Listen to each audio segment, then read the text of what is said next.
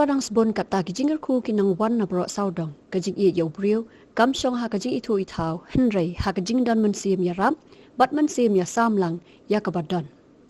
nakal yang ka Don Bosco Society Shillong Province hapo kajing pet joy Father James Tirniang lala ban sam biang ya kijing ai su bha bo wan na kinong le bha panasa Shillong Duriao na Polten District Austria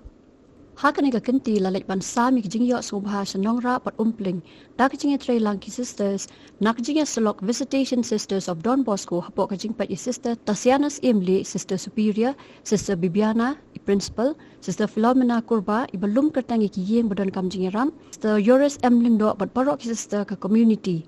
Hakani singi lai don lang ru ifare Lucas na Matthias Institute lala ban aji rap se khandai potli ki long yeng ki bala jet na pedang ki badon kam na ki badon kam tam na ki basong yo ki basubelas ngi basbelas sat jan pat ki wei ki bam sem lala ban kamai jakpo na ka jingkwan ling shop ka klam covid-19 te ka jing sumu yo play ban la poi ru ha kani ka jaka ha kani ka sgi ka jing sumu kam tam ya borok sister berhane sister Tasiana superior sister Bibiana principal Yoris Bernet Dr. Philomena but baru sister kibala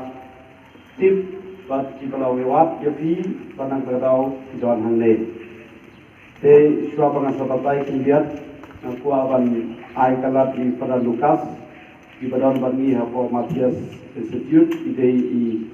padar ibala dia ka graduation haka theology tamang mitai dang lai ke master theology Haga juga por kan kajing I jungai ada iwei priu iba I palat ia ki patuk kamta mahakan face ke beringkong kajing arab kejugi ngatip ulamare ia kene ke skor bro keleng pad u yarab ia ki itu ki yin pisan iong ki migrant family ki bana ki ki state